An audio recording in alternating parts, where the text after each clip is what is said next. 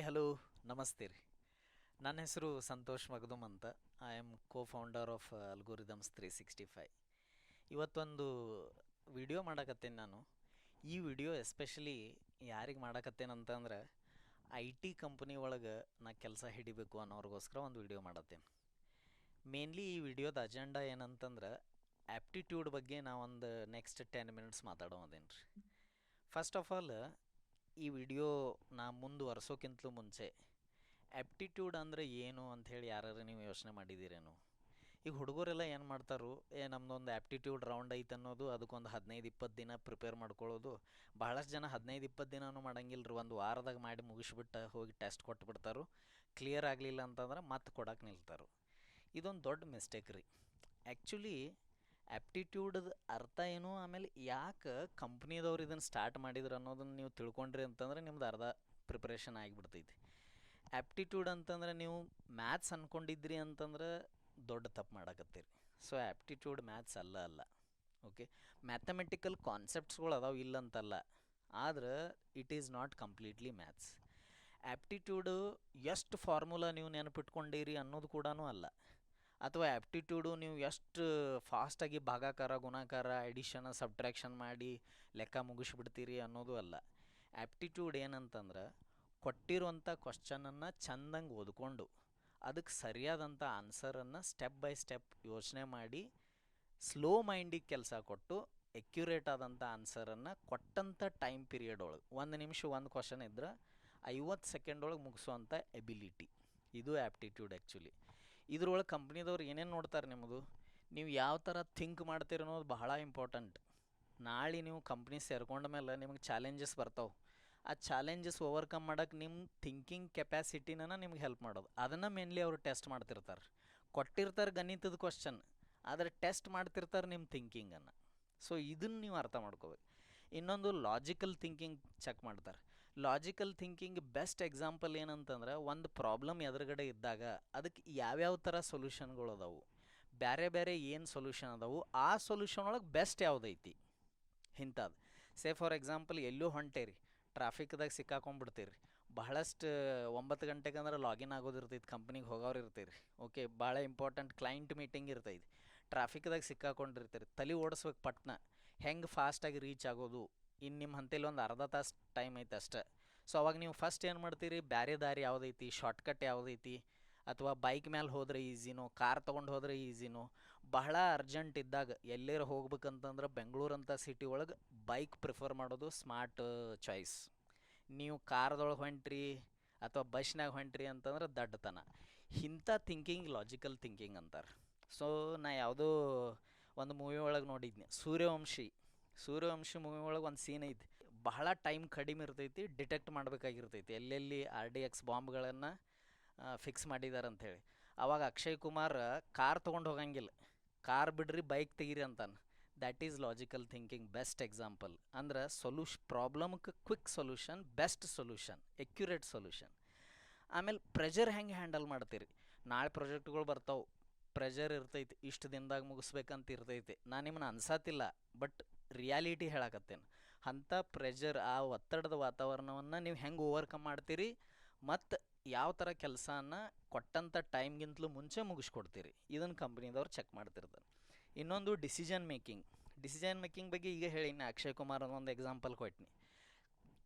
So ಒಂದು problem ಬಂದಾಗ ಅದನ್ನು ಅರ್ಥ ಮಾಡಿಕೊಂಡು ಸರಿಯಾದ ನಿರ್ಣಯ ತೊಗೊಳ್ಳೋದು ಬಹಳ ಇಂಪಾರ್ಟೆಂಟ್ ಆಗ್ತೈತಿ. ಯಾಕಂದ್ರೆ ಒಂದು ಕಂಪ್ನಿದವ್ರು ನಿಮ್ಮನ್ನು ಹೈರ್ ಮಾಡಿ ನಿಮ್ಮ ಮ್ಯಾಲೆ ಒಂದು ಜವಾಬ್ದಾರಿ ಕೊಟ್ಟಿರ್ತಾರಂತಂದ್ರೆ ಅವರೆಲ್ಲ ತಮ್ಮದು ಏನೇನು ಇರ್ತೈತಿ, ತಮ್ಮ ಟೈಮ, ತಮ್ಮ ರೊಕ್ಕ, ಅದನ್ನೆಲ್ಲ ಇನ್ವೆಸ್ಟ್ ಮಾಡಿರ್ತಾರೆ ನಿಮ್ಮ ಮ್ಯಾಲೆ. ಹೀಗಾಗಿ ಇದು ಕೂಡ ಬಹಳ ಇಂಪಾರ್ಟೆಂಟ್. ನೆಕ್ಸ್ಟ್ ಆ್ಯಪ್ಟಿಟ್ಯೂಡ್ ಯಾಕೆ. ಸೊ ಇದ್ರದ್ದೊಂದು ಹಿಸ್ಟ್ರಿ ಐತಿ. ಮೊದಲು ಏನು ಮಾಡಿದರು ಅಂತಂದ್ರೆ 1990 ಒಳಗೆಲ್ಲ ಮಾಸ್ ಹೈರಿಂಗ್ ಸ್ಟಾರ್ಟ್ ಆಗಿತ್ತು. ಏನು ಮಾಡಿದರು, ಕ್ಯಾಂಪಸ್ಗೆ ಹೋಗೋರ ಆ್ಯಪ್ಟಿಟ್ಯೂಡ್ ಟೆಸ್ಟ್ ಕಂಡಕ್ಟ್ ಮಾಡೋರ ಎತ್ಕೊಂಬಂದ್ಬಿಡೋರು ಹುಡುಗರನ್ನ. ಸೊ ಮೇನ್ ಅಜೆಂಡಾ ಏನಿತ್ತಂದ್ರೆ ಫಿಲ್ಟರ್ ಮಾಡೋದು. ಎಂಥವ್ರನ್ನ ಫಿಲ್ಟರ್ ಮಾಡೋದು, 1,000 ಮಂದಿ ಹುಡುಗರು ಆ್ಯಪ್ಟಿಟ್ಯೂಡ್ ಅಟೆಂಡ್ ಮಾಡಿದ್ರು ಅಂತಂದ್ರೆ ಅದ್ರೊಳಗೆ ಕಂಪ್ನಿಗೆ ಬೇಕಾದಂಥ ಸ್ಕಿಲ್ ಯಾರ್ಯಾರು ಹಂತಲ್ಲಿ ಐತಿ ಅಂಥವ್ರನ್ನ ಅಷ್ಟೇ ಒಯ್ಯೋದಿತ್ತು ಅವ್ರಿಗೆ. ಎಲ್ಲ 1000 ಮಂದಿನೂ ತೊಗೊಂಡು ಹೋಗೋದು ಇರಾಕಿಲ್ಲ ಅವ್ರಿಗೆ. ಹೀಗಾಗಿ ಆ್ಯಪ್ಟಿಟ್ಯೂಡ್ ಅನ್ನೋದು ಇಂಟ್ರಡಕ್ಷನ್ ಆಗ್ತೈತಿ. ಒಂದು ಸಿಚುವೇಶನ್ ಇತ್ತು, ಕಂಪ್ನಿಗಳು ಆ್ಯಪ್ಟಿಟ್ಯೂಡ್ ಕಂಡಕ್ಟ್ ಮಾಡಿದವ್ರನ್ನ ತೊಗೊಂಡು ಹೋಗಿ ಅಲ್ಲಿ ಟ್ರೈನ್ ಮಾಡ್ತಿರೋ ಹುಡುಗರನ್ನ. ಯಾವುದಕ್ಕೆ ಸಾಫ್ಟ್ವೇರ್ ಇಂಜಿನಿಯರಿಂಗ್ ಟ್ರೈನಿಂಗ್ ತೊಗೊಂಡು ಹೋಗಿ ಕೊಡ್ತೀರಿ. ಇಲ್ಲಿ ತೊಗೊಂಡು ಹೋಗಿ ಬರೀ ಆ್ಯಪ್ಟಿಟ್ಯೂಡ್ ಮೇಲೆ ಡಿಸೈಡ್ ಮಾಡ್ತೀರ, ಹಾಂ ಇವ್ನು ತೊಗೊಂಡು ಹೋಗ್ಬೋದು ಅಂತ. ಅಲ್ಲಿ ಏನು ಚೆಕ್ ಮಾಡ್ತೀರಂತಂದ್ರೆ ಈ ಹುಡುಗನ ಥಿಂಕಿಂಗ್ ಸ್ಕಿಲ್ ಹೆಂಗೈತಿ, ಇವ್ನಿಗೆ ನಾವು ಟ್ರೈನ್ ಮಾಡಬಹುದೇನೋ ಅಷ್ಟೆ, ಇವನಿಗೆ ನಾವು ಏನಾದರೂ ಹೊಸದನ್ನು ಕಲಿಸ್ಬಹುದು ಅನ್ನೋ ಕಾನ್ಫಿಡೆನ್ಸ್ ಅವ್ರಿಗೆ ಎಲ್ಲಿಂದ ಬರ್ತಿತ್ತು ಅಂದರೆ ಆ್ಯಪ್ಟಿಟ್ಯೂಡ್ ನೀವು ಕ್ಲಿಯರ್ ಮಾಡಿದ ತಕ್ಷಣ ಬಂದುಬಿಡ್ತಿತ್ತು ಅವ್ರಿಗೆ. ಸೊ ಅಲ್ಲಿ ತೊಗೊಂಡು ಹೋಗಿ ನಿಮಗೆ ಕಲಿಸ್ತಿದ್ರು ಅವರು. ಹೀಗಾಗಿ ಆ್ಯಪ್ಟಿಟ್ಯೂಡ್ದು ಒಂದು ಇಂಪಾರ್ಟೆನ್ಸ್ ಆಗಿರ್ಬೋದು, ಅಥವಾ ಅದರದ್ದು ಈಗಲೂ ಕೂಡ ಅದಕ್ಕೆ ಯಾಕೆ ಇಷ್ಟು ಇಂಪಾರ್ಟೆನ್ಸ್ ಐತೆ ಅಂದರೆ ಇಷ್ಟೆಲ್ಲ ಅದಾವ್ರು ಅದ್ರ ಅಜೆಂಡಾಗಳು, ಅದರ ಹಿಂದಿನ ಕೆಲಸ ಇಷ್ಟೆಲ್ಲ ಇರ್ತೈತಿ. ಇಲ್ಲಾಂದ್ರೆ ಒಬ್ಬೊಬ್ರನ್ನ ಇಂಟರ್ವ್ಯೂ ಮಾಡ್ಕೋತ ಎಷ್ಟೋ ಟೈಮ್ ಹಾಳಾಗಿಬಿಡ್ತೈತೆ. ಸೊ ಮೇನ್ ಫಿಲ್ಟರ್ ಮಾಡೋಕ್ಕನ ಆ್ಯಪ್ಟಿಟ್ಯೂಡ್ ಯೂಸ್ ಮಾಡ್ತಾರೆ. ಸೊ ನಿಮ್ಗೆ ಎಷ್ಟು DSA ಗೊತ್ತಿರಲಿ, ಎಷ್ಟು ನಿಮ್ಗೆ ಲೀಡ್ ಕೋಡ್ ಕ್ವಶನ್ಗಳು ಬರ್ತಿರಲಿ, ಎಷ್ಟೇ ಟೆಕ್ನಿಕಲಿ ನೀವು ಸ್ಟ್ರಾಂಗ್ ಇರ್ರಿ, ಆ್ಯಪ್ಟಿಟ್ಯೂಡ್ ಕ್ಲಿಯರ್ ಮಾಡಲಿಲ್ಲ ಅಂದ್ರೆ ಮುಂದೆ ಹೋಗೋದೇ ಇಲ್ಲ. ಸೊ ಈಗ ನೋಡ್ರಿ, ಇಲ್ಲಿ ಎಷ್ಟು ಜನ, ಇಲ್ಲೊಂದು ಫನೆಲ್ ತೋರ್ಸತ್ತೇನೆ ನಾನು ನಿಮ್ಗೆ, ಎಷ್ಟು ಜನ ಅದಾರ ನೋಡ್ರಿ ಇಲ್ಲಿ ಮ್ಯಾಲಿನ ಲೇಯರ್ದಾಗ, ಸೆಕೆಂಡ್ ಲೇಯರ್ದಾಗ ನೋಡ್ರಿ, ಮತ್ತು ನಂಬರ್ ಕಡಿಮೆ ಆಯ್ತು, ಥರ್ಡ್ ಲೇಯರ್ ಒಳಗೆ ಇನ್ನೂ ಕಡಿಮೆ ಆಯ್ತು, ಲಾಸ್ಟಿಗೆ ಹೋಗಿ ಸೆಲೆಕ್ಟ್ ಆದವ್ರು ಒಂದು 4-5 ಜನ ಕಾಣಕತ್ತಾರೆ. ಅಂದ್ರೆ ಇಷ್ಟೆಲ್ಲ ಜನರನ್ನು ಒಬ್ಬೊಬ್ರನ್ನ ಇಂಟರ್ವ್ಯೂ ತೊಗೊಂಡು ಫಿಲ್ಟರ್ ಮಾಡ್ಕೋತ ಕೂತ್ರೆ ಕಂಪ್ನಿಗೆ ಎಷ್ಟು ಟೈಮ್ ಕನ್ಸ್ಯೂಮ್ ಆಗ್ತೈತಿ, ಭಾಳಷ್ಟು ಟೈಮ್ ಬೇಕಾಗ್ತೈತಿ. ಅದಕ್ಕೆ ಅವ್ರು ಆ್ಯಪ್ಟಿಟ್ಯೂಡ್ ಅನ್ನೋ ಟೆಸ್ಟನ್ನು ಕೊಟ್ಬಿಡ್ತಾರೋ, ಅಲ್ಲಿ ಅವ್ರಿಗೆ ಅಂಥವ್ರು ಸಿಗ್ತಾರಪ್ಪ ಅಂತಂದ್ರೆ ಇಲ್ಲೇನು ಕೆಳಗೆ ಅವ್ರು 4-5 ಜನ ಏನು ಅದಾರಲ್ಲ. ಸೊ ಇಲ್ಲಿ ಅಷ್ಟೇ 4-5 ಜನ ತೋರ್ಸತ್ತೇನ್ರಿ ನಾ, ಇದಕ್ಕಿಂತ ಜಾಸ್ತಿ ಇರ್ತಾರೆ ಇಲ್ಲ ಅಂತಲ್ಲ.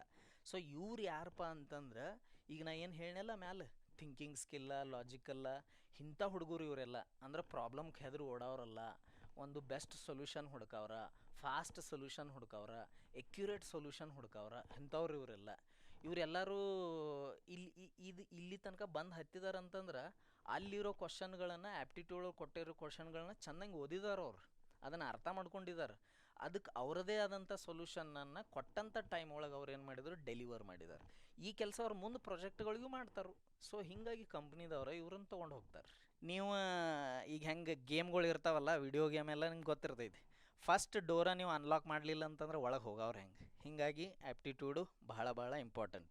ಸೊ ಇಲ್ಲಿ ಏನೇನು ನೋಡ್ತಾರೋ, ಒಂದು ಸ್ಕೇಲ್ಡ್ ಹೈರಿಂಗ್ ಅಂತೂ ಮಾಡ್ತಿರ್ತಾರೆ ಅವ್ರು, ಹೀಗಾಗಿ ಪಟ್ ಹೈರ್ ಮಾಡೋದೊಂದು ಉದ್ದೇಶ ಇರ್ತೈತಿ. ಎರಡನೇದು ಏನಂತಂದ್ರೆ ಫೇರ್ ಫಿಲ್ಟ್ರಿಂಗ್ ಮಾಡ್ತಾರೆ. ಒಬ್ಬ ಒಳ್ಳೆ ಹುಡುಗಗೆ, ಒಂದು ಒಳ್ಳೆ ಯೋಚನೆ ಮಾಡೋ ಹುಡುಗಗೆ, ಒಬ್ಬ ಕ್ಯಾಪೇಬಲ್ ಇರೋ ಹುಡುಗಗೆ ಚಾನ್ಸ್ ಕೊಡೋದಿರ್ತೈತಿ. ಎಲ್ಲರಿಗೂ ಚಾನ್ಸ್ ಕೊಡಬೇಕು, ಪಾಪ ನಮ್ಮವ್ರ ಇಂಥದ್ದೆಲ್ಲೂ ಇರಂಗಿಲ್ಲ ಅವ್ರ ತಲೆಗೆ. ಎರಡನೇದು ಏನಂತಂದ್ರೆ ರಿಸ್ಕ್ ರಿಡಕ್ಷನ್ ಮಾಡ್ತಿರ್ತಾರೆ. ಏನು ರಿಸ್ಕ, ಯಾವುದೋ ಒಬ್ಬ ರಾಂಗ್ ಕ್ಯಾಂಡಿಡೇಟನ್ನು ತೊಗೊಂಡು ಹೋಗಿ ರೈಟ್ ಕೆಲಸ ಕೊಟ್ಟುಬಿಟ್ಟು ಅಂತಂದ್ರೆ ರೈಟ್ ಕೆಲಸ ಎಲ್ಲ ಹಾಳು ಮಾಡಿಬಿಡ್ತಾನೆ. ಸೊ ಅವ್ರಿಗೆ ಆ ರಿಸ್ಕ್ ತೊಗೊಳ್ಳೋದೇ ಇರೋಂಗಿಲ್ಲ. ಹೀಗಾಗಿ ಅವರೊಂದು ರಿಸ್ಕ್ ರಿಡಕ್ಷನ್ ಮಾಡ್ತಿರ್ತಾರೆ. ಇನ್ನು ನೆಕ್ಸ್ಟ್ ಏನಂತಂದ್ರೆ, ಈ ಪ್ರಾಬ್ಲಮ್ ನೀವು ಹೆಂಗೆ ಸಾಲ್ವ್ ಮಾಡ್ತೀರಿ ಆ್ಯಪ್ಟಿಟ್ಯೂಡ್ ಒಳಗೆ, ಅದು ಬಹಳ ಇಂಪಾರ್ಟೆಂಟ್ ಆಗ್ತೈತಿ. ಸೊ ನಿಮ್ಗೆ ಒಂದಷ್ಟು ನಿಮ್ಮಲ್ಲಿ ಸಿಗ್ನಲ್ಗಳು ಇರ್ತಾವೆ, ಅದನ್ನು ಅವ್ರು ಹುಡುಕ್ತಿರ್ತಾರೆ ಕಂಪ್ನಿದವ್ರು. ಏನು, ಕ್ವಶನನ್ನು ಹೆಂಗೆ ಓದ್ತೀರಿ, ನಾವು ಆಲ್ರೆಡಿ ಹೇಳಿದ್ದೀನಿ ನಿಮ್ಗೆ. ಅಂದರೆ ಪ್ರಾಜೆಕ್ಟನ್ನು ಹೆಂಗೆ ಅರ್ಥ ಮಾಡ್ಕೋತೀರಿ ಕಂಪ್ನಿ ಸೇರಿದ ಮೇಲೆ, ಇಲ್ಲಿನ ಕ್ವಶನ್ ಅನ್ನೋದೊಂದು ರೆಫರೆನ್ಸ್ ಯೂಸ್ ಮಾಡತ್ತೀನಿ. ಸೊ ರೀಡಿಂಗ್ ಕ್ಲಾರಿಟಿ ಅಂದರೆ ಪ್ರಾಜೆಕ್ಟನ್ನು ತಿಳ್ಕೊಳ್ಳೋ ಕೆಪಾಸಿಟಿ. ಎರರ್ಗಳು ಬರ್ತಾವೆ, ಅದನ್ನು ಹ್ಯಾಂಡಲ್ ಹೆಂಗೆ ಮಾಡ್ತೀರಿ, ಏನು ಬಿಟ್ಟು ಓಡಿ ಹೋಗಿಬಿಡ್ತೀರೋ ಅದು. ಈಗ ಹೆಂಗೆ ಆ್ಯಪ್ಟಿಟ್ಯೂಡ್ ಟೆಸ್ಟ್ ಕೊಡುವಾಗ ಒಂದಷ್ಟು ಕ್ವಶನ್ಗಳು ತಲೆ ಕೆಡಿಸ್ಬಿಡ್ತಾವೆ. ಸೊ ಬಿಟ್ಟು ಸ್ಕಿಪ್ ಮಾಡಿ ಮುಂದೆ ಹೋಗಿಬಿಡೋದು, ಅಂದರೆ ಈಸಿ ಹುಡ್ಕೋದು. ಸೊ ಇದೇನು ತೋರಿಸ್ತೈತಿ, ನೀವು ಎರರ್ ಹ್ಯಾಂಡಲ್ ಮಾಡೋಕ್ಕಾಗಂಗಿಲ್ಲ, ನಿಮ್ಮಲ್ಲಿ ಪೇಷನ್ಸ್ ಇಲ್ಲ, ನಿಮ್ಮಲ್ಲಿ ಒಂದಷ್ಟು ಟೈಮ್ ಸ್ಪೆಂಡ್ ಮಾಡಿ ಅದನ್ನು ಸೊಲ್ಯೂಷನ್ ಹುಡ್ಕೊಳ್ಳೋ ಅಂತ ಏನಂತಾರೆ ಕೆಪಾಸಿಟಿ ಇಲ್ಲ ಅನ್ನೋದು ಗೊತ್ತಾಗಿಬಿಡ್ತೈತಿ. ಎರಡನೇದು ನಿಮ್ದು ಲಾಜಿಕಲ್ ಡಿಸಿಪ್ಲಿನ್. ಆಗಳ ಹೇಳಲ್ಲ, ಒಂದು ಪ್ರಾಬ್ಲಮ್ ಇದ್ದಾಗ ರೈಟ್ ಡಿಸಿಷನ್ ತೊಗೊಳ್ಳೋದು, ಅದು ಬಹಳ ಇಂಪಾರ್ಟೆಂಟ್ ಆಗ್ತೈತಿ. ಆಮೇಲೆ ಪ್ರೆಷರ್ ಒಳಗೆ ನೀವು ಹೆಂಗೆ ಅದನ್ನು ಪ್ರೆಷರ್ ಹ್ಯಾಂಡಲ್ ಮಾಡ್ತೀರಿ. ಈಗ ಒಂದು ವಾರದೊಳಗೆ ಪ್ರಾಜೆಕ್ಟ್ ಸಬ್ಮಿಟ್ ಮಾಡ್ಬೇಕು ನಾವು ಅಂಥೇಳಿ ಬಂದು ಮ್ಯಾನೇಜರ್ ಹೇಳಿದಂತಂದ್ರೆ ಗಡಿಬಿಡಿ ಒಂಥರ ಹೆದರ್ಕೊಂಡು ಹಾಗೆಲ್ಲ ಮಾಡೋರು ಹುಡುಗರು ಅವ್ರಿಗೆ ಬೇಡ. ಅವ್ರಿಗೆ ಎಂಥವ್ರು ಬೇಕು, ಒಂದು ವಾರ ಇಲ್ಲ ಅಥವಾ ಒಂದು ವಾರಕ್ಕಿಂತಲೂ ಒಂದು ದಿನ ಎಕ್ಸ್ಟ್ರಾ ಕೊಡ್ರಿ ಮಾಡೋನು ಚೆಂದಂಗೆ ಅಂತ ಹೇಳೋರು ಬೇಕು ಅವ್ರಿಗೆ. ಅಂದರೆ ಓಡಿ ಹೋಗೋರು ಬೇಡ, ಇದು ಬಹಳ ಇಂಪಾರ್ಟೆಂಟ್ ಇರ್ತೈತಿ. ಆಮೇಲೆ ನೋಡಿರಿ, ಈ ಏನಂತಂದ್ರೆ ಬಹಳಷ್ಟು ಇಂಟೆಲಿಜೆಂಟ್ ಹುಡುಗರು, ಈ ಸ್ಮಾರ್ಟೆಸ್ಟ್ ಹುಡುಗರು ಏನಿರ್ತಾರಲ್ಲ, ಅವರು ಆ್ಯಪ್ಟಿಟ್ಯೂಡ್ ಒಳಗೆ ಫೇಲ್ ಆಗ್ತಿರ್ತಾರೆ. ಅವ್ರು ಟೆಕ್ನಿಕಲಿ ಭಾಳ ಸ್ಟ್ರಾಂಗ್ ಇರ್ತಾರೆ. ಆಮೇಲೆ ಕೆಲವು ಆ್ಯಾವ್ರೇಜ್ ಹುಡುಗರು ಇರ್ತಾವೆ, ಪಾಸ್ ಮಾಡಿ ಹೋಗಿಬಿಡ್ತಾವೆ, ಕಂಪ್ನಿಗೆ ಹೋಗಿ ಸೇರ್ಕೊಂಡ್ಬಿಡ್ತಾವ್ರ ಕೆಲಸಕ್ಕೆ. ಏನು ಡಿಫ್ರೆನ್ಸ್ ಅಂತಂದ್ರೆ, ನೀವು ಯಾವಾಗ ಇಂಟೆಲಿಜೆಂಟ್ ಅಂತೂ ಇರ್ತೀರಿ, ಆದರೆ ನಿಮಗೆ ಪೇಷನ್ಸ್ ಇರೋಂಗಿಲ್ಲ, ರಶ್ ಮಾಡ್ತಿರ್ತೀರಿ, ಅವಸರವೇ ಅಪಾಯಕ್ಕೆ ಕಾರಣ ಅಂಥೇಳಿ. ಸೊ ಎಲ್ಲಿ ರಶ್ ಇರ್ತೈತಿ ಅಲ್ಲಿ ರಾಂಗ್ ಅಸಂಪ್ಷನ್ ಡೆಫಿನೆಟ್ಲಿ ಮಾಡ್ತೀರಿ. ಕ್ವಶನ್ ಓದಿದ್ರಿ, ಫಾಸ್ಟ್ ಮೈಂಡ್ ಸ್ಲೋ ಮೈಂಡ್ ಅಂತ ಎರಡು ಅದಾವೆ. ಫಾಸ್ಟ್ ಮೈಂಡ್ ಕೆಲಸ ಕೊಟ್ಬಿಡ್ತೀರಿ, ಕ್ವಶನ್ ಓದಿದ್ರಿ ಪಟ್ನ ಉತ್ತರ ಹಿಡಿಯೋಕೆ ಹೋದ್ರಿ, ಯಾವುದೋ ಒಂದು ರಾಂಗ್ ಟಿಕ್ ಮಾಡಿಬಿಟ್ರಿ. ಇದರಿಂದ ನಿಮ್ದು ಏನಾಯ್ತು ಅಲ್ಲೊಂದು ಮಾರ್ಕ್ಸ್ ಕಳ್ಕೊತೀರಿ ಸದ್ಯ ಆ್ಯಪ್ಟಿಟ್ಯೂಡ್ ಟೆಸ್ಟ್ದಾಗ. ಆದರೆ ಇದೇ ಪ್ರಾಬ್ಲಮ್ ಕಂಪ್ನಿ ಒಳಗೆ ಆಯ್ತು ಅಂತಂದ್ರೆ ಅದೊಂದು ಮಾರ್ಕ್ಸ್ ಅಲ್ಲ, ಅದೊಂದು ಇಡೀ ಪ್ರಾಜೆಕ್ಟನ್ನು ಹಾಳು ಮಾಡಿಬಿಡ್ಬೋದು. ಅದರಿಂದ ನಿಮ್ಮದು ಓವರ್ ಕಾನ್ಫಿಡೆನ್ಸ್ ಕಾಣಿಸ್ತೈತಿ. ಇಂಟೆಲಿಜೆಂಟ್ ಇರೋ ಹುಡುಗರು ಎಲ್ಲರೂ ಆ್ಯಪ್ಟಿಟ್ಯೂಡ್ ಪಾಸ್ ಮಾಡಿಬಿಡ್ತಾರೋ ಅಂತಾರೆ. ಸೊ ಆ್ಯಪ್ಟಿಟ್ಯೂಡ್ ಸ್ಕಿಲ್ ರೀ, ಅದೊಂಥರ ಏನೋ ಒಂದು ಸಬ್ಜೆಕ್ಟ ಅದನ್ನು ನಾವು ಪಾಸ್ ಮಾಡ್ಬೋದು, ಅದಕ್ಕೆ ಬರೀ ಒಂದು ಸ್ವಲ್ಪ ಟೈಮ್ ಕೊಟ್ಟರೆ ಸಾಕು. ಇಂಥವೆಲ್ಲ ನಾವು ಏನು ರಾಂಗ್ ಅಸಂಪ್ಷನ್ಸ್ ಅದ್ರ ಬಗ್ಗೆ ಮಾಡ್ಕೊಂಡೇವಲ್ಲ ಅವನ್ನೆಲ್ಲ ನಾವು ಓವರ್ಕಮ್ ಮಾಡಬೇಕು. ಯಾಕಂತಂದ್ರೆ ಇಂಟೆಲಿಜೆನ್ಸ್ದೊಳಗೆ ಏನಾಗ್ತೈತಿ, ನೀವೇನು ಜಸ್ಟ್ ಒಂದು ಓದೋದು ನೆನ್ಪಿಟ್ಕೊಳ್ಳೋದು ಇಂಥವೆಲ್ಲ ನಡೆದಿರ್ತಾವೆ.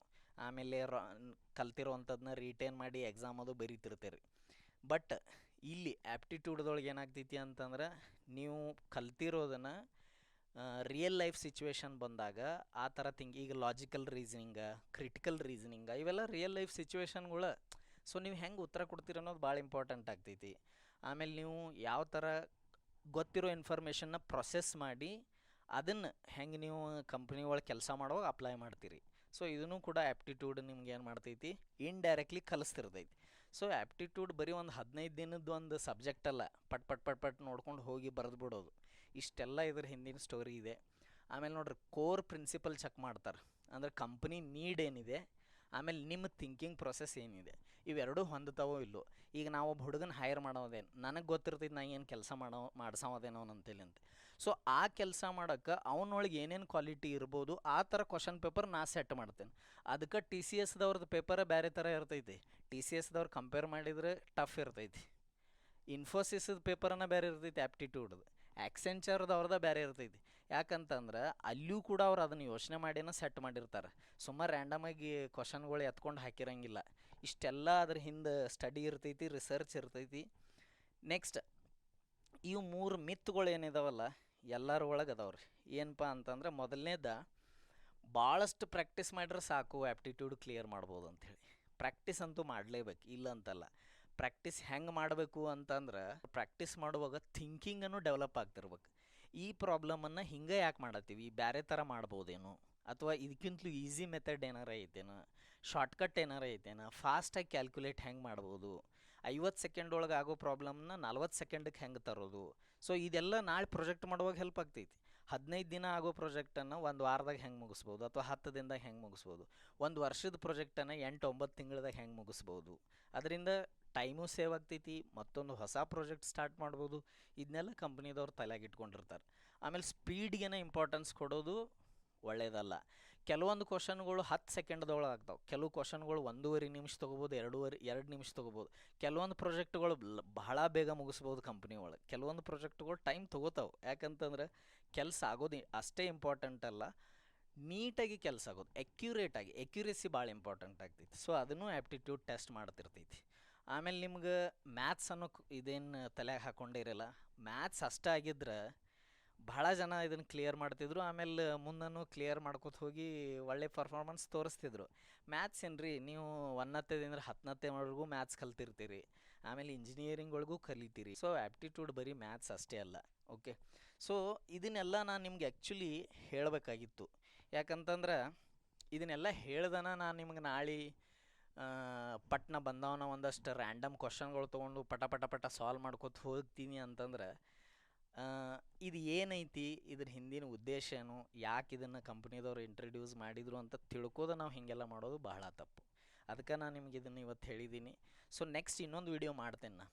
ಅದರೊಳಗೆ ನಾನು ನಿಮಗೆ ಏನು ಮಾಡೋದೀನಿ ಅಂತಂದ್ರೆ ಎಕ್ಸಾಕ್ಟ್ ರೋಡ್ ಮ್ಯಾಪ್, ಅಂದರೆ ನೀವು ಹೆಂಗೆ ಪ್ರಿಪೇರ್ ಮಾಡ್ಬೋದು, ಸ್ವಂತ ಮಾಡ್ಬೋದು, ಕೋರ್ಸ್ ತೊಗೋಬೇಕು, ಯಾವುದು ಬೆಟ್ರ, ಅಥವಾ ನಿಮ್ಗೆ ಯಾವ್ಯಾವ ಥರದ ಕ್ವಶನ್ಸ್ಗಳನ್ನು ಸಾಲ್ವ್ ಮಾಡ್ಬೋದು ಅಂಥೇಳಿ. ಅದ್ರ ಜೊತೆಗೆ ಆ ವಿಡಿಯೋ ಅಲ್ಲದೆ ಇನ್ನು ನೆಕ್ಸ್ಟ್ ಒಂದು 10 ಡೇಸ್ ನಾ ಏನು ಮಾಡೋದೇನು ಅಂತಂದ್ರೆ ಕಂಪ್ನಿ ಕ್ವಶನ್ ಪೇಪರ್ಗಳು ಸಾಲ್ವ್ ಮಾಡೋದೇನು. ಇದರಿಂದ ನಿಮ್ಗೆ ಕ್ಲಾರಿಟಿ ಬರ್ತೈತಿ. ಟಿ ಸಿ ಎಸ್ದವ ಎಂಥ ಕ್ವಶನ್ಸ್ ಕೇಳತ್ತಾನು, ಇನ್ಫೋಸಿಸ್ದವ ಎಂಥವು ಕೇಳತ್ತಾನು, ಬೇರೆ ಕಂಪ್ನಿಯವ್ರು ಎಂಥವು ಕೇಳತ್ತಾರು. ಸೊ ನೀವು ನಿಮ್ಮ ತಯಾರಿ ಹೆಂಗೆ ಮಾಡ್ಕೋಬೇಕು ಅಂಥೇಳಿ ನೋಡ್ಕೋಬೋದು. ಸೊ ಈ ವಿಡಿಯೋ ನೋಡಿರಿ, ಆಮೇಲೆ ಲೈಕ್ ಮಾಡಿರಿ, ಶೇರ್ ಮಾಡಿರಿ ನಿಮ್ಮ ಫ್ರೆಂಡ್ಸ್ಗಳಿಗೆ ಎಲ್ಲರಿಗೂ. ನೀವು ಯಾವುದಾರೇ ಕಂಪ್ನಿಗೆ ಈಗ ಆಲ್ರೆಡಿ ಟೆಸ್ಟ್ ಬರೆದಿದ್ರಿ, ನಿಮ್ಮ ಅಂತೇಳಿ ಯಾವ್ದಾರ ಕ್ವಶನ್ಸ್ಗಳನ್ನು ನೀವು ಇಟ್ಟಿದ್ರಿ ಅಂತಂದ್ರೆ ನೀವು ಕಮೆಂಟ್ದಾಗ ಹಾಕಿರಿ. ಆ ಕ್ವಶನ್ಗಳನ್ನು ನಾನು ನೆಕ್ಸ್ಟ್ 10 ಡೇಸ್ ವಿಡಿಯೋ ಮಾಡುವಾಗ ತೊಗೊಂಡು ಸಾಲ್ವ್ ಮಾಡ್ತೇನೆ. ಓಕೆ, ಸೊ ಹಾಗಾದ್ರೆ ಸಿಗೋನು ನೆಕ್ಸ್ಟ್ ವಿಡಿಯೋ ಒಳಗೆ. ಅಲ್ಲಿ ತನಕ ನೀವೆಲ್ಲ take care and bye bye. Thank you so much.